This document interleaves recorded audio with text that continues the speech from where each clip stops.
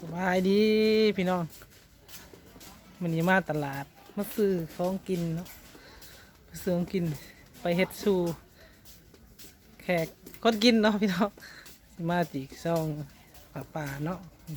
แต่ว่ามาซื้อของกินในตลาดสดขี่ตามไปพ้องเราไปเลยเนาะมาตลาดแล้ว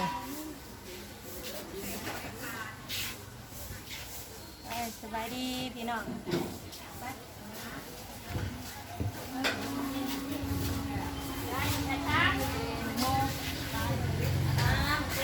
แจ้งคุ้มเท่าไรอันเนี่ย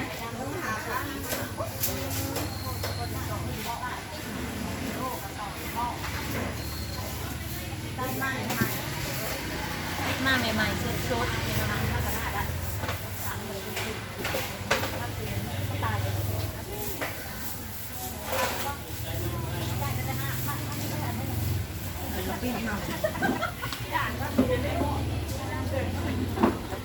ทงละ20 บาทพี่น้องกินไก่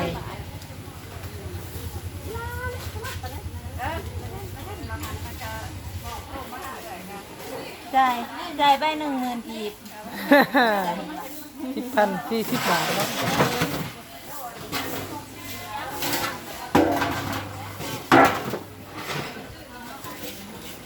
เห็นปะ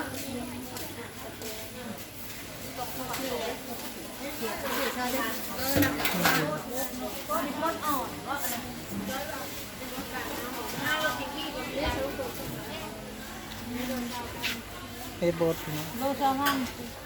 โลละ9,000โลละ9,000เนาะ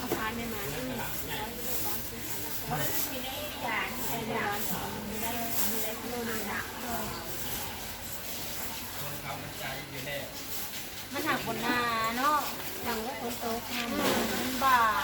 ฝนตกดูเนาะ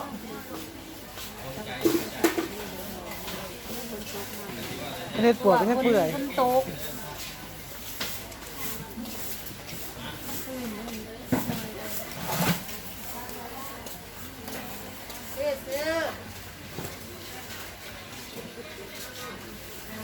ตัวละ20,000ชื่อไม่ไหนไม่ใหญ่ ครบ ครบนี่ก็ได้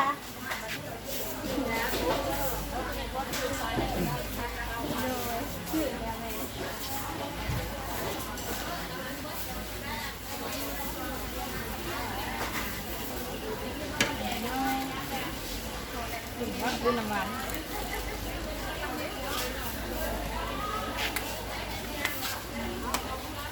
่ตัวไหนเนี่ยอันนี้มันสิมาแล้ว คือวาน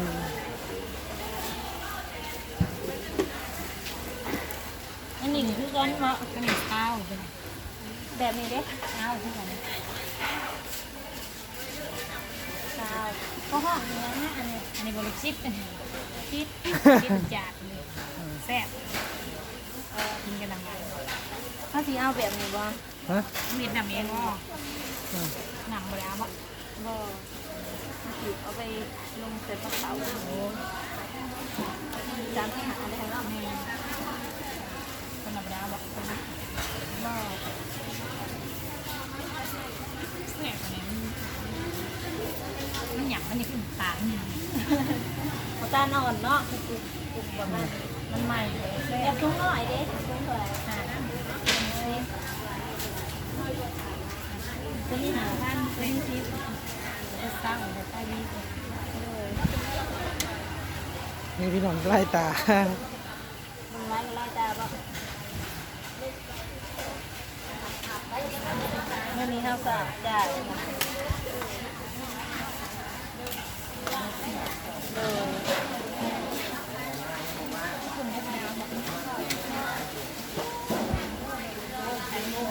ยังมากเลยยะก่อน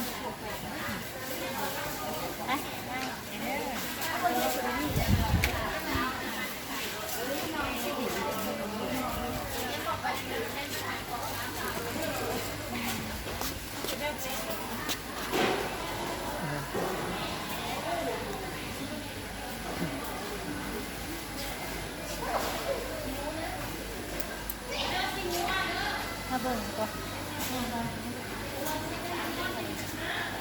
จริงๆนี่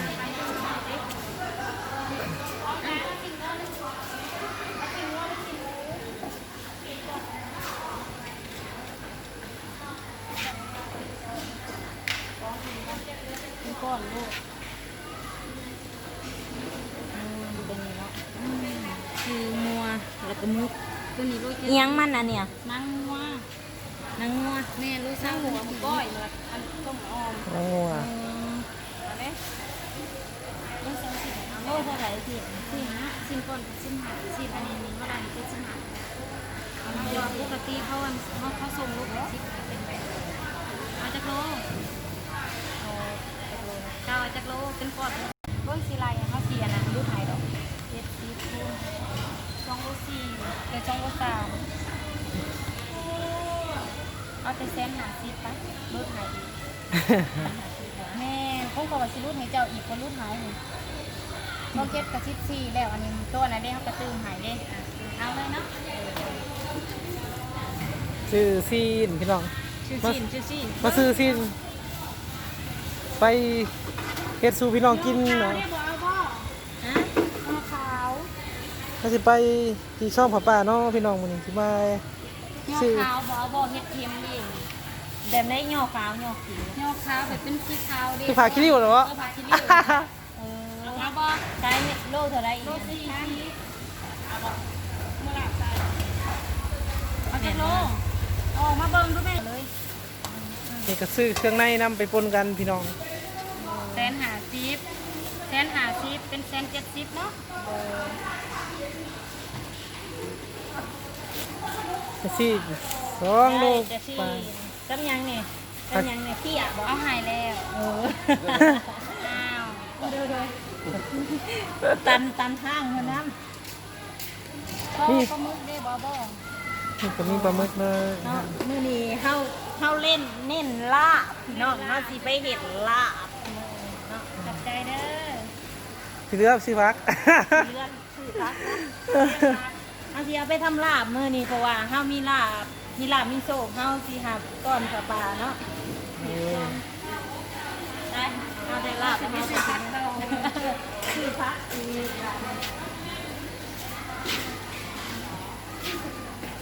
ขอบมุกขอบใจหลายๆเด้อไปเถอะไปกินเลย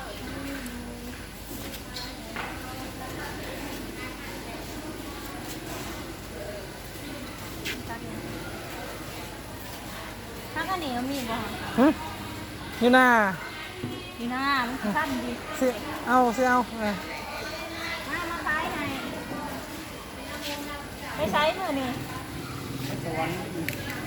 บายดีพ่อค่ะ สบายดี ใช้เนี่ยได้เขาทั้งเรื่องนั้น 3 อันชิป ค่าประจ ซึ่ง2 อันหาได้2 อันหา อันที่มาสิไปลาบดิรุดออกกระแทมเฮาเกี่ยวกับ ไปนี่ งอเกี่ยวกับรุดออกยังสิเก็บไปทางอื่น ไปนั่นละ เอาละอันนี้เลย 2 อันหาจับกันนี่ได้ โอ้มันติดกัน แต่มันมี3 อันมันเป็นไง แล้วงานพอดีเป็น25 สลัดดีกว่าบ่ เอาตัวว่าลาบดิอะไรก่อนที่หาด้วยเนาะ ำคือพักพี่น้อง ขอบใจ ไปมาเมื่อบาทนี่เราเมื่ออันนี้กินเงินลาบบ่ กัดได้กระปุ้นได้มักแล้วสลัดนี่เขาจะเอาตัวนี้ที่นั่นเนี่ย กระลำเน่าเติมให้น้ำเจ้าเมื่อนี่จะเลยกิน ขอบใจขอบใจ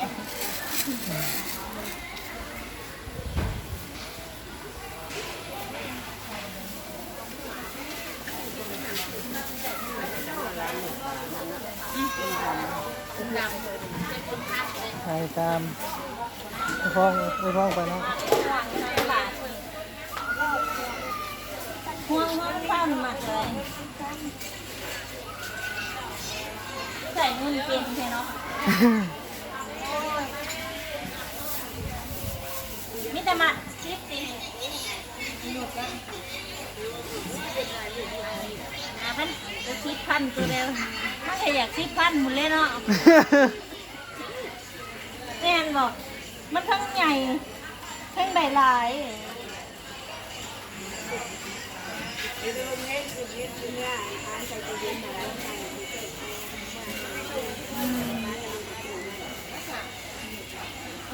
เมื่อผักลูกผักลานฮะ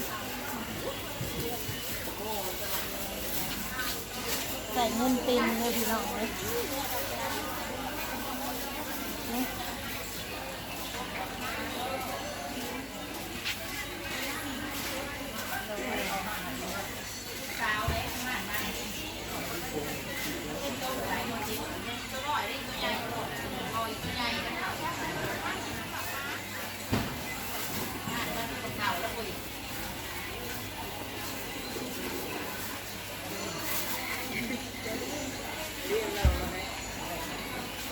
ไป เต็มกระดาษแล้ว เต็มกระตาแล้วไปเขาเมานะคล้าย5,000กับคล้ายยุ่งแม่ยังเอาไปข้าวเถียงมาค่ะ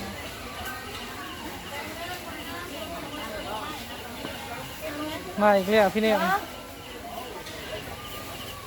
ยังผากเลยเด้อถ้าเราผากมาวันใดนี่ มือนั้นมาซื้อซอยเบิดหลายเติบ นะผ่านมาตั้งคือไปเจ้าสะออมสิเจ้าไอ้ มาขายมะกล้วยน้ นางตลาดก่อนชื่อโลรู้แล้วคุยกันรอดสิยางตลาดเราจังหน่อยมันสีสวย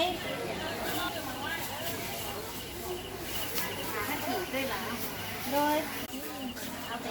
ทั้งหมด น้ำแดง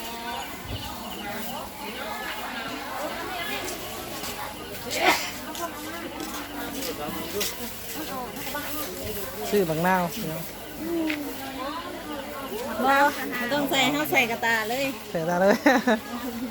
ใส่กระตาเลยเขาไม่ใจผลไม้ได้ไหมเดี๋ยวนาเขายังสิได้มาอยู่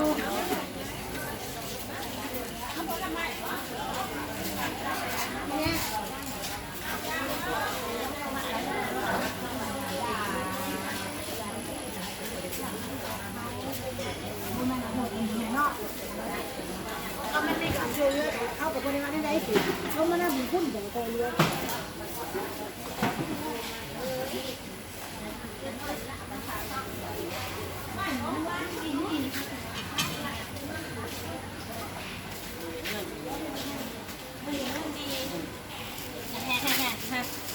เราถึงมาเขาต้องคู่น้ำเราดีจะช่องจะคู่ยังไงยังไงดีได้ถ้าที่เอาแต่ต้องคู่มาเลยส่วนเขาที่เอาปีกไก่เมื่อกินห้องท้องเขาก่อนเพื่อห้าสิกินลาบเขาต้องกินปีกไก่ก่อนห้าสิบัวท่านเพนเนาะพี่น้อง ไม่ได้เลยหน้ามันอ่ะ นะ นี่คนนี้เนื้อเขาเห็นใช่ไหม ฮะ เห็นใช่ อยู่บ้านเฮาพละ บุญด้วยถ่ายคนขายเนี่ยอย่าถ่ายแต่คนซื้อ เอาถ่ายคนใครก็ถ่ายคนใครก็งามคือกัน บอพุ่นเวลาเราไปกินจะตรงไงนะ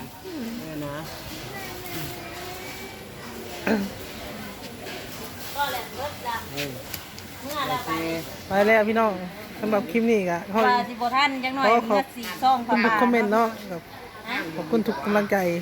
ขอให้อยู่ดีมีแรงเบิดทุกคนเด้อพี่น้องเด้อไปแล้วพี่น้องสบายดี ปึ๊กขึ้น